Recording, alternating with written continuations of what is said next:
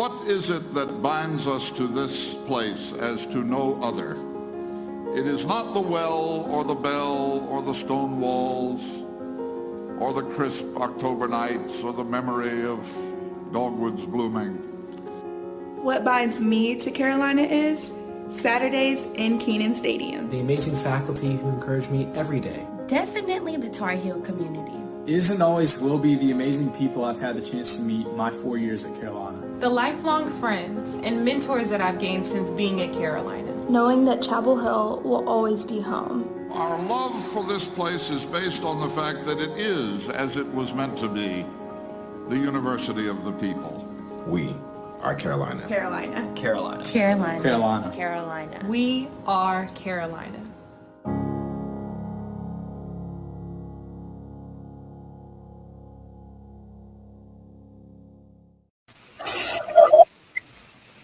Good evening and welcome. My name is Elaine Westbrook. I'm a university librarian and vice provost for university libraries at the University of North Carolina at Chapel Hill.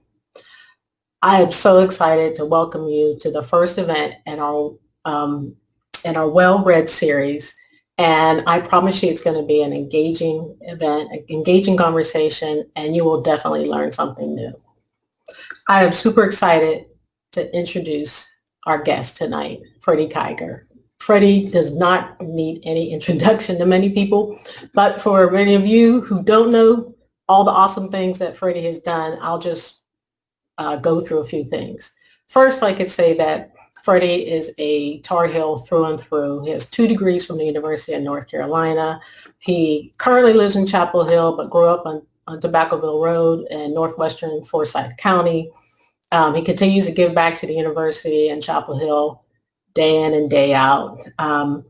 Freddie is a Civil War expert and historian and very well known for that. And he has been a teacher with the Chapel Hill Carrboro School District for 20 years. Some of you might be familiar with Freddie's work as a lecturer with the UNC General Alumni Association through his North Carolina History Series. Some of you may know him from his podcast known as Threads from the National Tapestry. Some of you know about his history with sports. From 1974 to 1978, Freddie was a statistician for Dean Coach Smith and the Carolina basketball program. He's also been a researcher, a statistician, an analyst for ESPN. He's a recipient of Emmys from 1999 to 2001 for his work on the Sports Sensory program. He's been on the local airwaves. He's been a freelance broadcast producer. I mean, Freddie does it all. I could finally say that one of the most impressive things about Freddie is his work with the Olympics. He's a veteran of 4 Olympics, and it is through his experience working on the Olympics that he met the legendary Tar Heel journalist Charles Kuralt. So tonight, he will be sharing some of his stories about his great friend. So for those of you in the audience, you can submit questions using the question box, and we'll save some time at the end of Freddie's presentation to answer your questions. So Freddie, I can't thank you enough for joining us. Welcome, Freddie. So much for that kind introduction. A couple of thoughts before I begin. First, I am very flattered to be a part of this series. And second, kudos and a heartfelt thank you for what you and your staff do and do so well. Thank you from someone who for decades now has made great use of your resources in my research, both for ESPN and for my presentations on the American Civil War and North Carolina history. What you do and what we have here at Carolina is world class. Our university library is not only brimming with incredible resources, but maintained by a dedicated and highly professional staff, and just the type of caring and friendly folks Charles Kuralt would have sought out for some of his stories. And speaking of fine folk, thank you, Blue, Josh, Julie, Katie, Matt, and others who helped this liberal artist clear more than a few technical hurdles. Lord knows without your help, I'd be face down in the cinders. One final thank you. Thanks to all who join us this particular evening for the Well-Read series. It's very much appreciated that you are with us, all of us Tar Heels. After years on the road, this is where it ended. The old Chapel Hill Cemetery, the campus where, as a young man, Charles Kuralt arrived filled with dreams and future stories to tell. You know what? Please forgive me, but for a quick aside, let's get something you may be thinking out of the way. Soon after Charles passed in 1997, and to the absolute surprise and shock of everyone, we learned that he lived a double life. Some can't forget or forgive him for that. Yes, his double life seemed to counter everything we believed he represented. Yet, as a CBS colleague explained, like many good writers and poets, he had a public persona that was a screen between his private thoughts and the rest of the world. It wasn't deceptive. It was just that he was a very private person, despite being a very public man. For this presentation, I'd like to dwell on the man who loved to spin stories about common people, who saw goodness in them, who sought out human beings, and in doing so, well, he brought out their humanness. As to his transgression, in the end, it seems Charles was just like his subjects. He was human. As to the stories he shared with us while on the road, well, it started this way. It was early fall, and they were on an airplane doing what most did at that time on flights. They were drinking. Cameraman Jim Wilson and Charles Kuralt chatted and looked out the windows. On a clear night and 30,000 feet below, lights from countless little towns mirrored celestial lights above. In my mind's eye, there was perhaps a pause in their slightly slurred conversation. Then Wilson looked out one window and spouted, "Look down there. Every one of those lights has a story to tell." Charles immediately answered, "Yep, damn right." Wilson then added, "Here we are flying to a story and flying right over 10,000 stories." And Perrault chimed back, 100,000. Then came his epiphany. By God, next time we go somewhere, we ought to drive and find out what's really going on in this country. And so was born the idea for one of the most successful segments in television news history, On the Road with Charles Kuralt. Wallowing in racial strife and knee-deep in Vietnam, God knows we needed it. That journey began on a Thursday night, October 26th, 1967. And in CBS Evening News' final segment, Walter Cronkite introduced us to a new piece. With colorful foliage and children playing in leaves, Perrault began in his own inimitable way. It is death that causes this blinding show of color, but it is a fierce and flaming death. To drive along a Vermont country road in this season is to be dazzled by the shower of lemons and scarlet and gold that washes across your windshield.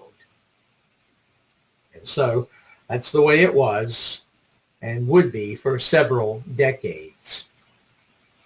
From his office on wheels, a 23-foot motorhome, and assisted by a small crew, Charles and his colleagues made On the Road something not to be missed, and he did it by avoiding interstates. He favored back roads. He knew that's where he'd find the true strength of this country, its people.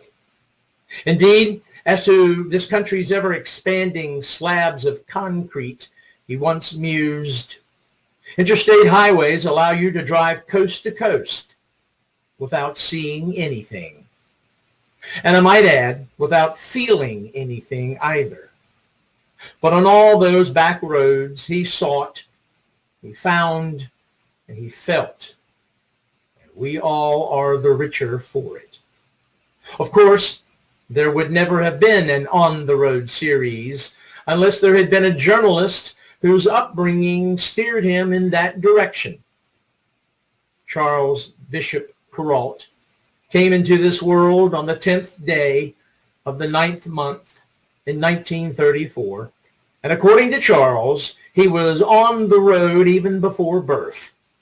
His father, Wallace, backed their Chevrolet out of the hay barn, helped his wife, Ina, into the front seat, and off they sped out of Jacksonville, North Carolina, south on US 17. Through Dixon, Folkestone, and Holly Ridge, the car barely slowed for stop signs, and in just over an hour they reached the hospital in Wilmington. Charles was born the next day, a Monday, and with, as he put it, rambling in his blood and 50 miles already under his belt. They named him for his paternal uncle, Carl, Norse, for a man of the common people. As it turned out, how appropriate. He grew up in rural simplicity.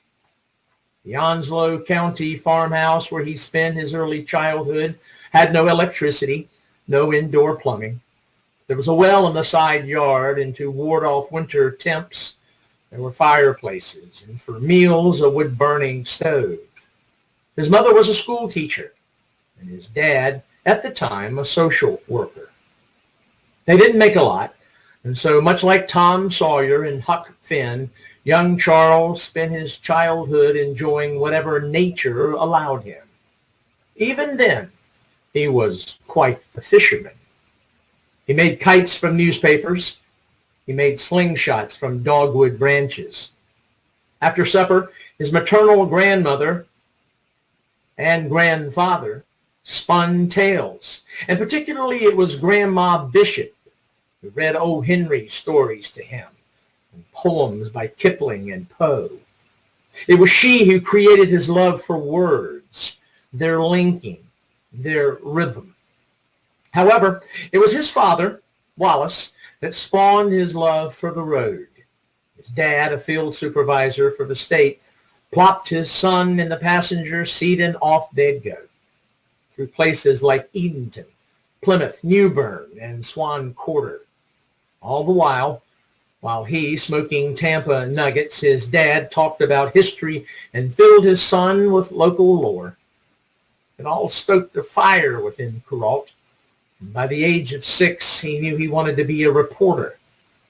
A few years later, he got to be one. Now, with his family in Charlotte, he hosted a show on WAYS, Ways. Late Friday nights, the station ran a mellow, soft words and music show. Charles often dropped by, and when he did, he'd step out on the fire escape. They'd hang a mic on him, and while looking out on the city, he, without notes, created poetry by painting verbal canvases to what he saw. Even Variety magazine took note. A little later, in the fall of 1951, 16-year-old Charles arrived in Chapel Hill. While here, there were stints at fledgling WCHL, at WUNC, and he was elected editor of the DTH. Incompletes in recreation, however, kept him from graduating with his class, but greater things awaited. A job with North Carolina's largest evening newspaper, the Charlotte News, and that and his People column in March of 1957 led him to CBS.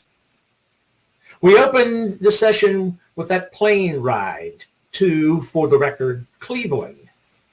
Not long after that flight, in early fall of 1967, Perrault met with CBS President Fred Friendly and laid out his idea. Fred Friendly's answer was anything but friendly. He thought Charles' idea to go out on the road was a waste of time. However, Friendly was soon replaced by Dick Salant. And to Kuralt, Salant was fresh meat. So once again, Charles asked if he could do what he burned to do. Why don't you just let me wander for 3 months to see what I might find? And Salant answered, what do you think you'll find? Charles mused, farmers bringing in their crops, first graders starting school, county fairs, town meetings, pulse of the country, you know. Distracted by a pile of work stacked on his desk, Salant said, okay, try it, but keep the budget down. And so it would begin. Cameraman Jim Wilson's neighbor in Maryland, a National Geographic photographer, had a Dodge Travco motorhome that once was beige, but with wear had turned pink. Well, they rented it. A 23-foot Land Cruiser, the first of what would be 6. In it, the original crew, Kuralt, cameraman Wilson, soundman Bob Funk, and lighting man Bill Lewis set out from New York City in an October rain and wandered through small New England towns looking for a story. Not one showed itself, and Kuralt admitted he was nervous. But then the sun came out, and the glory of the foliage revealed itself. Children playing in leaves kick-started the story and series that originally was to be called Travels with Charlie. Each episode was to end CBS Evening News with Walter Cronkite. The same anchorman who envied Kuralt's writing confessed he had real reservations. This was a hard news show, and there was no room for fluff features. And yet, after that first installment in late October, well, it won him over. To file his stories, Charles sought out people he had not met before. He sought out people wedded to the places they lived and worked, not for themselves, but for others. He found men, women, and children who had no delusions of superiority or motives for greed. They touched him and superimposed over murdered national leaders, civil rights strife, and Vietnam. His stories about them touched us and moved an entire nation. According to Charles, he read the papers every day and found, again in his words, the front pages full of selfishness, arrogance, and hostility toward others. But on the back roads, he found good people whose stories he wanted to tell, and quite honestly, we wanted to hear. And given those troubled times, we needed to hear. And he did it so simply. More times than not, he didn't seek out a story. Charles thought it a mistake to show up having already decided what the story was going to be. Instead, they found him. For a piece, there was little pre-planning. Perfect example, in Ohio at the height of the Vietnam War, the crew passed a farmhouse where 2 oaks in the front yard were linked by a homemade yellow banner which read, "Welcome home, Roger." Dismissing it, the crew rolled on. A few miles later, Kuralt turned to cameraman Izzy Bleckman, who was driving, and said, "You know, we ought to go back there and find out who Roger is." They did, and soon learned that Roger was coming home from Vietnam. Family and friends had put up a banner and gathered picnic style to welcome him home. His mother had baked a cake. Roger's wife held a baby he had never seen. Izzy captured anxious family members who kept peering down the road, anticipating Roger's arrival. And as he did that, Perrault worked his magic. He chatted at length with the family, then he walked up to his cameraman and said, "Let's go." And Izzy countered, "Yeah, but we," and Kuralt cut him off. "We don't need to see Roger." Back in the bus, Kuralt went straight to his typewriter and wrote copy that while chatting with the family unfolded in his head. The next night, the story aired. It was entitled, "Welcome Home, Roger." Throughout, there was never an image of Roger. Yet Charles wrote his copy in a way that reached out and touched the collective, aching heart of every family in America who was waiting for a Roger, their Roger, if you will, to come home.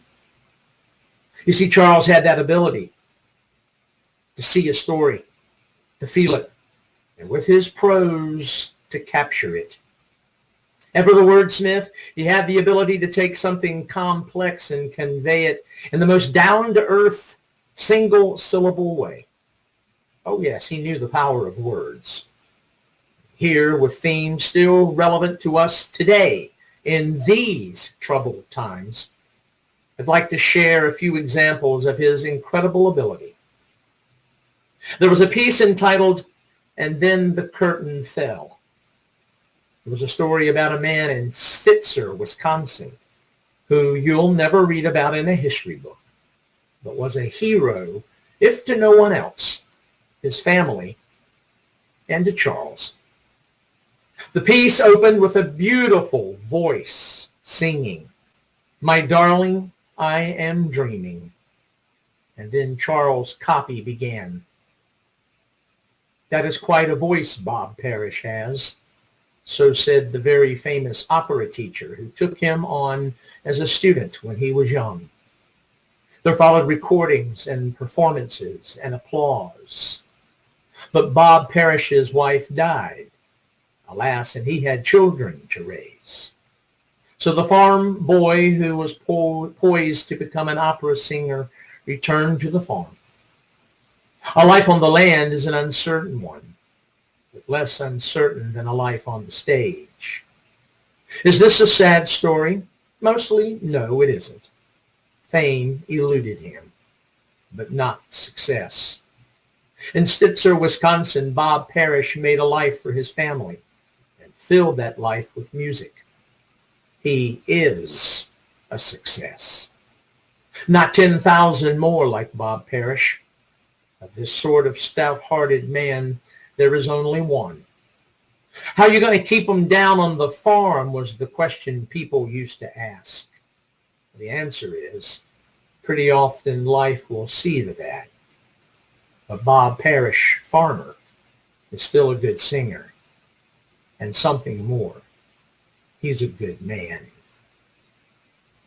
That piece contained 175 words. Only 8 of them were 3 or more syllables. He understood the power of simple delivery and words. Simple, powerful. His magic? Charles found things that folks saw every day, but maybe never truly understood them or appreciated them. Like this icon, something familiar to many North Carolinians, if not all, the Hatteras Lighthouse. The piece was entitled "Seeing the Light," and his copy read, "This is the story of an old hero of the North Carolina shore, a hero that has been standing at attention on Hatteras Island for a long time now. Park ranger and historian Rob Bowling can tell you about its arrival here. Here it rose, and here pretty soon it will fall, unless it is moved. The sea is approaching, and the sand is retreating, in spite of the jetties and the huge sandbags that can only slow the inevitable. This hero has saved lives, many lives. It has been more reliable than the moon, but the moon can hang in midair. The Hatteras Lighthouse cannot. The Hatteras Light really isn't needed anymore, but it is historic and it is beautiful. And you'd think we'd want to stand by something that has stood by us for so long. That piece helped spur the 1999 effort to save our precious landmark. And like Wisconsin's Bob Parish, Charles made certain that in a world of hate, hurry, and greed, he, and therefore we, noted common folks who were quite uncommon. Like an unusual surgeon who operated on dolls and stuffed animals. The episode, Lions and Tigers and Bears, was all about a doctor of sorts who lived and practiced in a second-floor workshop on Lexington Avenue in Manhattan. Charles opened with one of his favorite ploys, a question. Do you know what Irving Chase does in the cluttered little shop he took over from his father 50 years ago? The sign on the door does not say enough. It ought to say, mender of broken hearts. Here is a man who can take a child's most cherished companion or an adult's and make it new again. Irving Chase is a master restorer of dolls and stuffed animals, and a restorer, most of all, of the faith of their owners.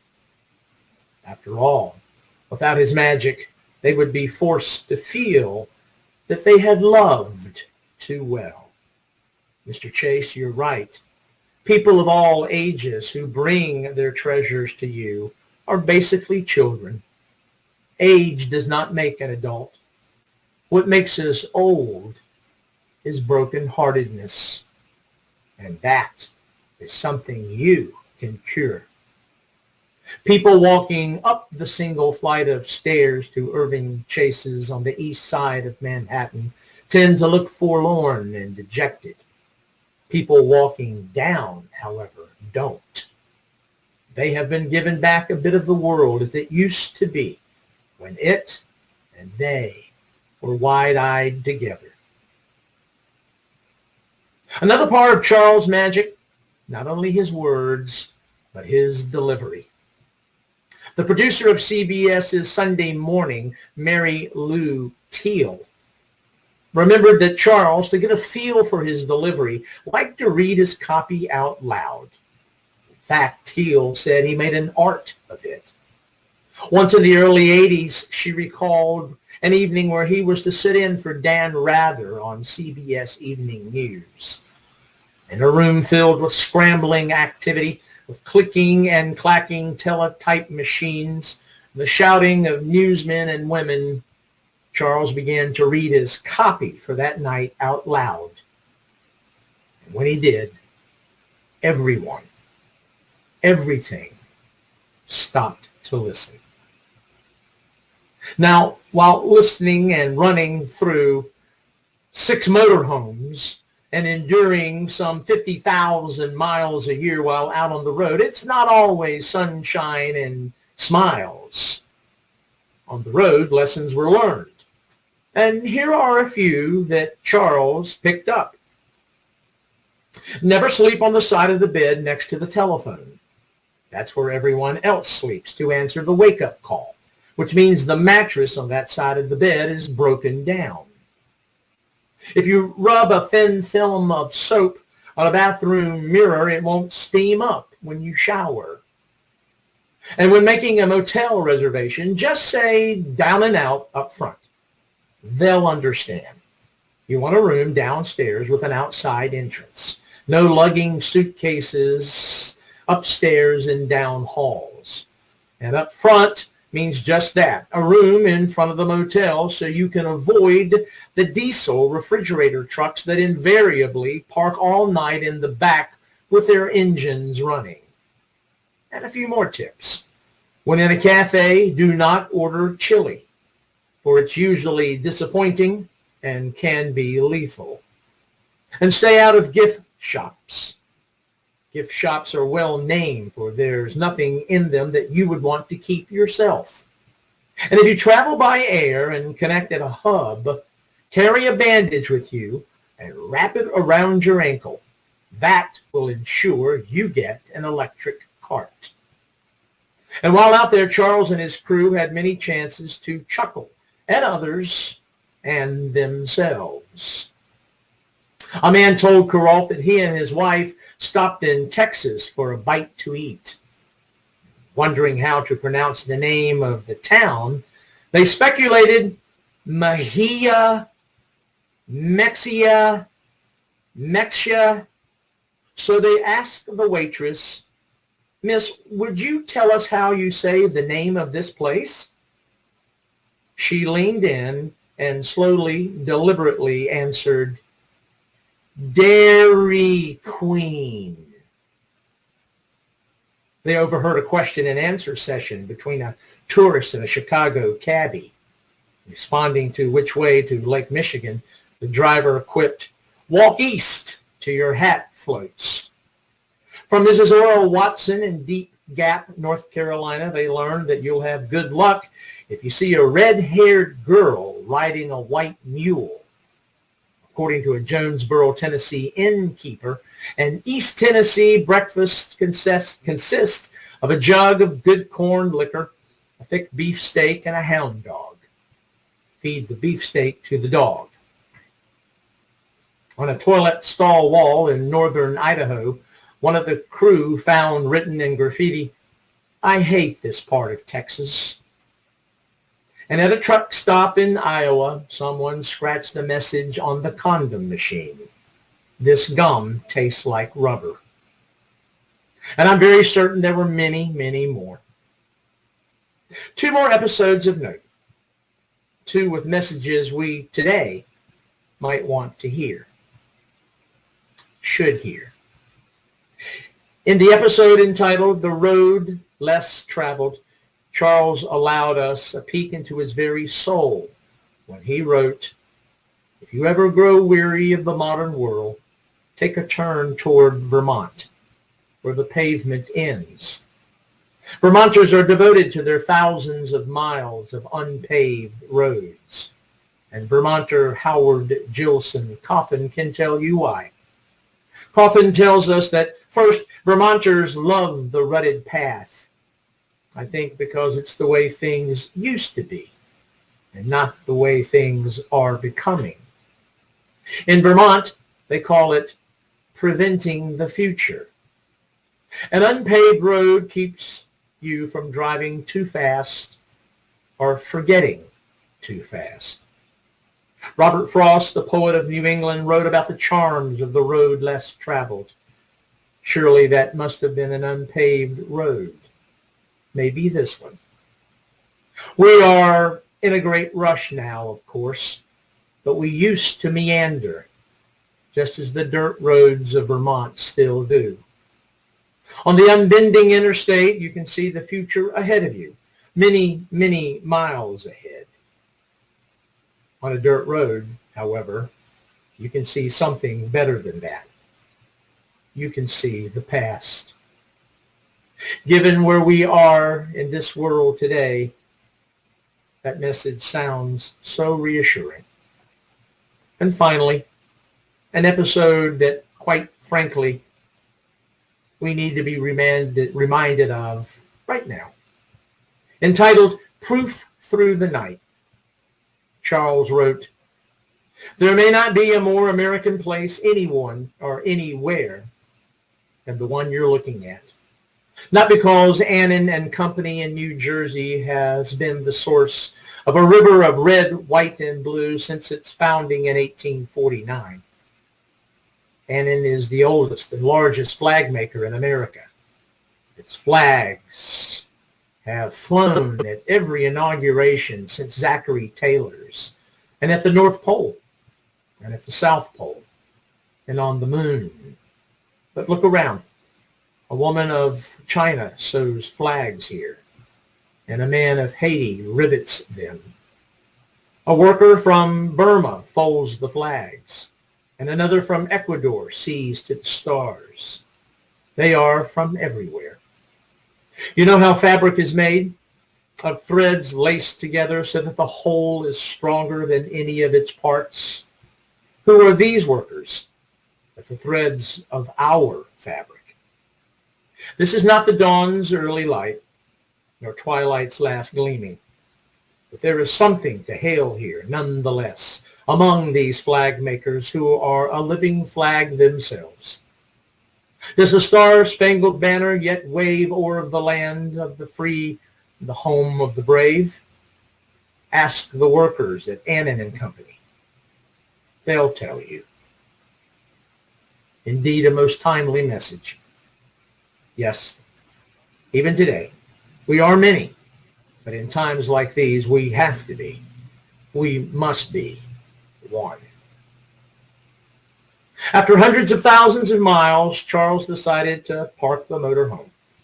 Oh, CBS kept him busy, but life on the road began to catch up with him. His diet was terrible.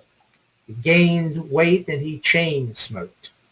There was heart surgery in 1995, and then in July of 1997, he wrote his former dean at Carolina. To Bill Friday, he wrote on July the 2nd, "Dear Bill, thanks for your note. I have been in the hospital, groggy, and a good deal out of it. I don't think I am dying. In fact, I seem to be recovering nicely. But this experience has given me intimations of mortality. I know you have better things to worry about, but I thought I would ask if you have any way of finding out if there are a couple of burial plots in Chapel Hill. Of course, the campus would be ideal, but I know that is probably out of the question. Maybe over the next week or two, you could have someone inquire about availabilities in town.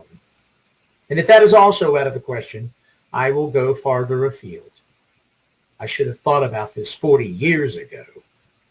Sorry to ask you to look into such a bizarre question.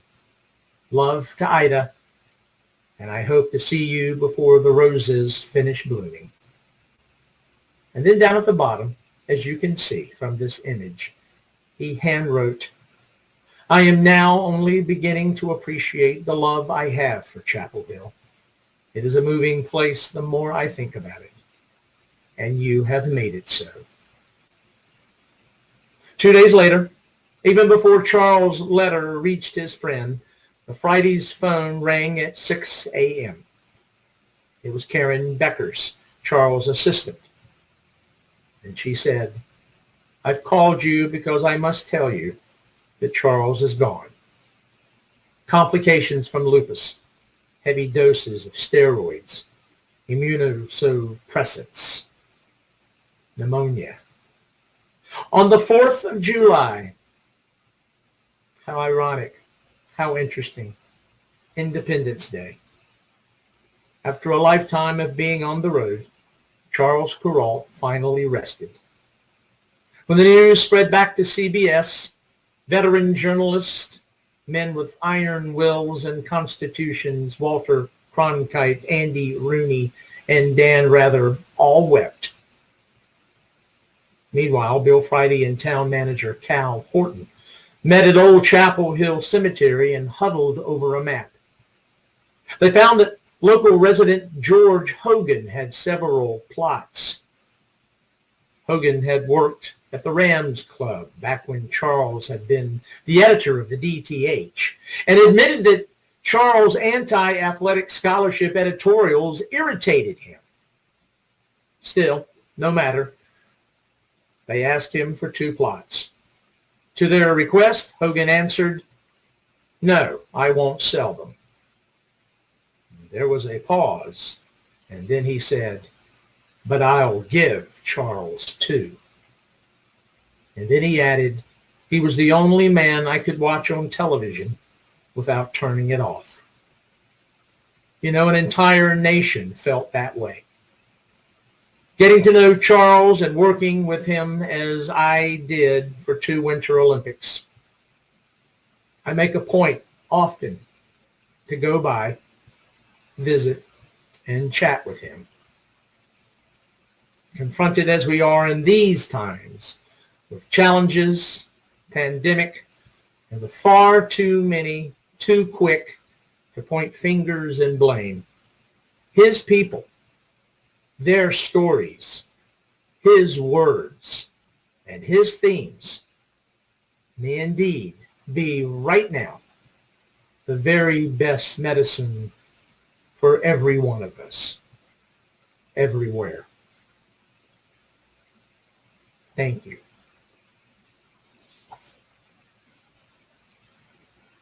Wow. Well, Freddie, thank you so much. I can't tell you how much I appreciate the fact that you agreed to be our first guest for a well-read series. And like I told everyone at the beginning, I knew we wouldn't be disappointed by your wonderful presentation. So thank you so much. Thank you for that. So we have a question for you. And I think folks know that you can submit them through the box, the comment box. But the first question that has been sent is, how long do you spend researching your subjects, and how long do you rehearse delivering it? This particular subject, or all in general? Well, they don't say what. They're not very specific. So okay, I'll address both. Okay. Thank you, and thanks for the question. I firmly believe that history and its presentation should be a story. And the last 5 letters of the word history itself is indeed story.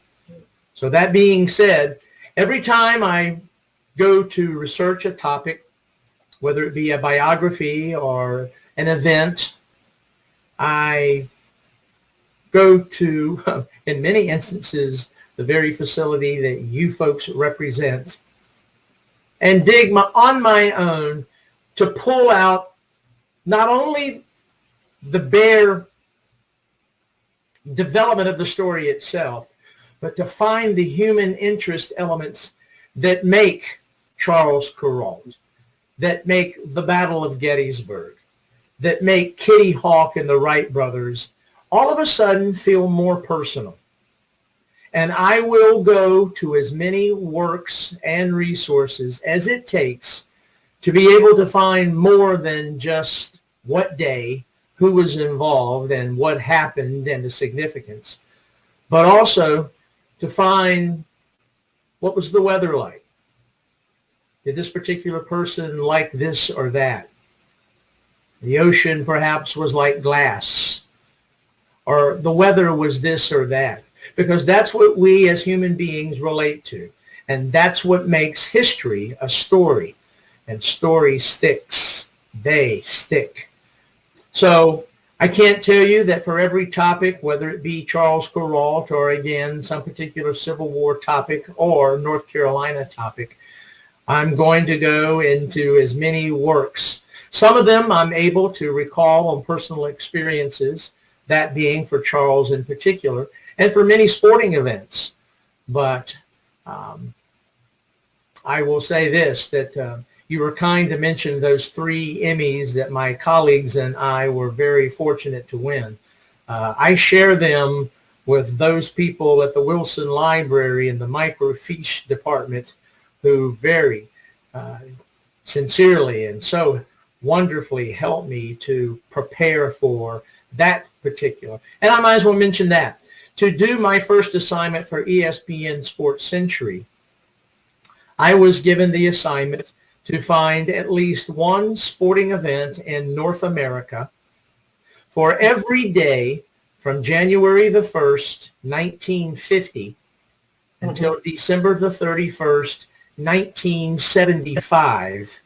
And I had to have it done in 3 months. I lived in your library. But it was a fascinating experience, and wonderful things came by it. So a roundabout answer, but the best answer, the number of works required to take the event and make it a story. So thank you. Another question we have is about Kuralt's famous address for the 1993 bicentennial for Carolina. The first question is, I've heard that almost didn't happen, right? So that's the first part. And then the second part is, do you know if he worked with anyone on that speech, or is that all 100% Kuralt coming out in that address? Well, I'll address the first part, Elaine. For many of those who may be tuning in, perhaps you were there, and what a wonderful evening it was. And it was an evening that almost missed Charles Kuralt. For the event was planned, the bicentennial event, on October the 12th, 1993, of course, University Day. But on the day before, Monday, October the 11th, Perrault called Stephen Tepper, who was the bicentennial executive director, from Elizabeth City Hospital to cancel his appearance because Charles' father, Wallace, had suffered a stroke over the weekend, and Charles said he just simply couldn't drive to Chapel Hill and be away from his father for an entire day. And so that evening of the 11th, during the platform rehearsal, Tepper explained the situation to the platform committee. And one man in particular had a very strong reaction, a calm reaction, though strong. It was UNC System President C.D. Spangler, Jr. And his reaction was reported by Faculty Marshal Dr. Ron Hyatt. Dr. Hyatt said that in a quiet but firm voice, Spangler said, "I'll make my personal plane available to him if he wants to come up just for the evening." Spangler wasn't bragging, and he wasn't flaunting. He was simply rendering a service to the university and to one of its favorite sons.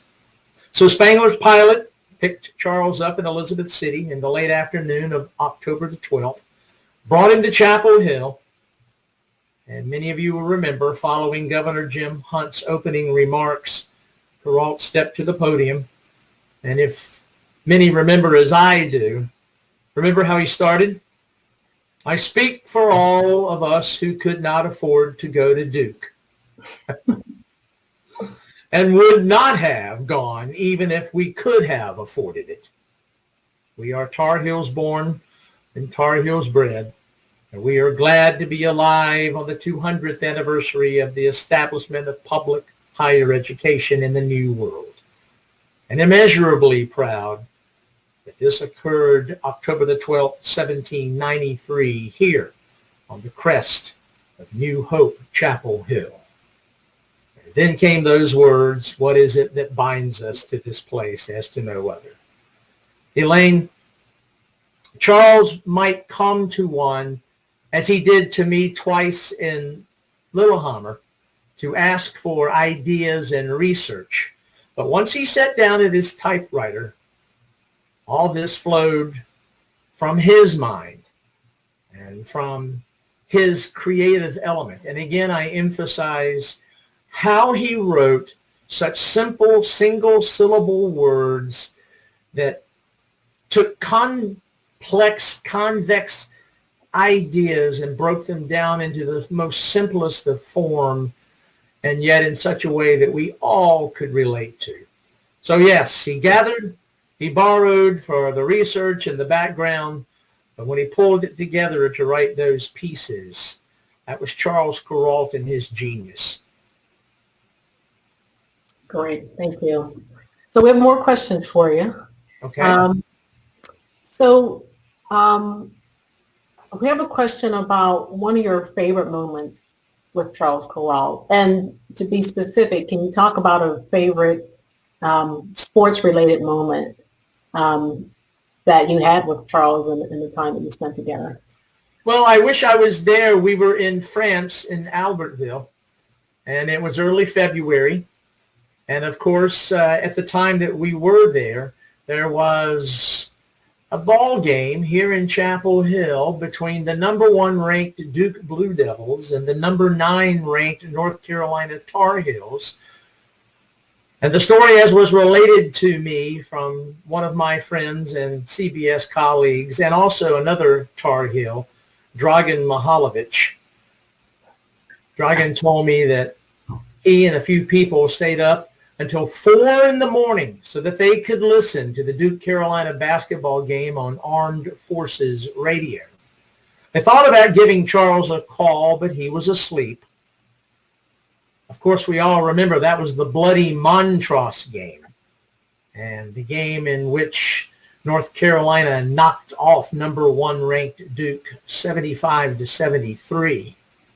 And although Charles may have been asleep and missed that sporting extravaganza moment with Dragan and a few others in the early hours in the Alps of France, the next morning when Dragan did see Charles winked at Dragan after exchanging good mornings, and after the wink simply said, "Hark the sound."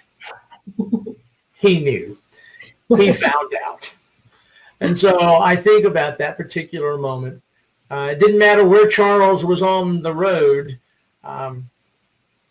He kept up with what was going on. And perhaps the illustration is still up, or the image. This is Charles and I in the broadcast center. And faintly behind both of us is a little thing that I put up, Franklin Street. There were names of New York avenues all over the broadcast center, and I decided to make it Chapel Hillian. And I asked for Charles to please, if he would take a second, and he said, "Let's go to the Franklin Street sign for the image to be made." Well, thank you. So we have another question. I think, I don't know, this could be a tough question for you, but which passion came first, sports or Civil War history? Oh, for me? Yeah. Ah, interesting. That's a great question. Thank you. I would have to probably say that at an early age, because of the incredible influence of my father, who was a World War II veteran, and at a very young age, following my father with my mother and younger sister to all the Army reunions of the 331st Infantry Regiment, 83rd Division, in little places like Beckley, West Virginia, and Lancaster, Pennsylvania, and Columbia, South Carolina, and Cumberland Gap up in the mountains. And even at that early age, I sat in the back of these Holiday Inns, and I listened to my father and all of these men relate these stories of their experiences. And powerful they were, and emotionally told. And even at the young age, I got it, how powerful and fantastic these memories were for them. At a time when death was tugging at their elbow each and every day, but yet they were with people that would become the best friends they ever had in their journey through life. And for them to get together and to revel in one another's company and to spend those memories, even though some of them were not the most pleasant, I came away with that experience about stories and history. Mm-hmm. And then very soon thereafter, and you could not escape it, we grew up in the country where I had 9 sets of parents. My father had 8 brothers and sisters, and so wherever I roamed along Tobaccoville Road in the neighborhood, there were already 9 sets of parents to keep me on the straight and narrow. The Kigers were very, very athletic, and so even at the early age, I knew when the Kigers put up a tennis net, when they put up a basketball goal, when they played volleyball together, when they played softball together. And so as far as organized sport, I began playing Little League when I was 8 years old and continued to play sports and then to cover it once I got to high school, never understanding or imagining that it would take me to these wonderful, wonderful places and people that I would later get to meet. So history first, but soon on the heels, sport. And that's exactly right. The question was phrased so well. Those indeed are my 2 passions. Okay. So I think we have one final question for you. Okay. And this is about journalism. And what do you think the lessons that today's students can learn from someone like Charles Kuralt? That's a great question. Oh my goodness. First, punctuation, syntax, the lack of emojis. I get so tickled. We're 2020 and we've returned to the 3rd dynasty of somebody's Egyptian rule with hieroglyphics.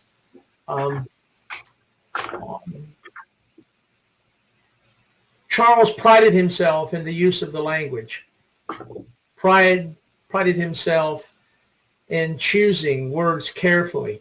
That is something that I would love to see a return to. And accuracy. Accuracy. Charles made a point of making certain that everything that he did, every piece he wrote, was backed up 2 and 3 sources deep, at least. And so rather than someone's blog or someone's, if you will, email or blog stump for them to get something off their chest, I wish there would be a return to civility. I wish there would be a return to accuracy. And I wish there'd be a return to the love of the language and to the rhythm of the words, so that we might not only be educated, but educated in a civil manner. Yeah.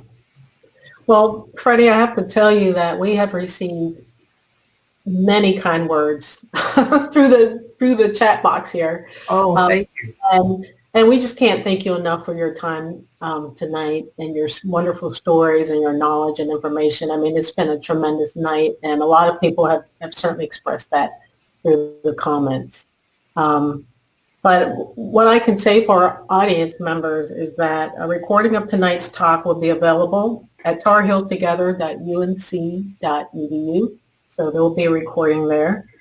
And I also like to take the opportunity to invite you to the next event in our Well-Read program. On Tuesday, August 11th at 5:30, we will have Pulitzer Prize winning journalist David Zucchino. He's a journalist and contributing writer for the New York Times, and he has covered wars and civil conflicts in over 24 countries, including the apartheid era, South Africa, Iraq, and Lebanon.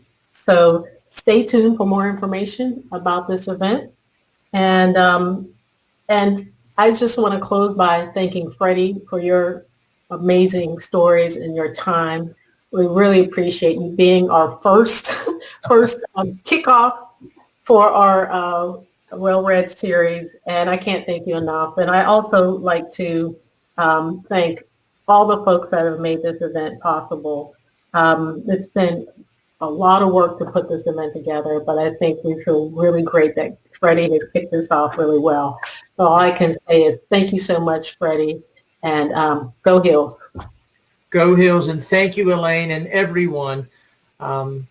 Good luck with the series. Again, I am so flattered to have been invited. Thank you so much for allowing me to share. Great. Thank you. Good night, everyone.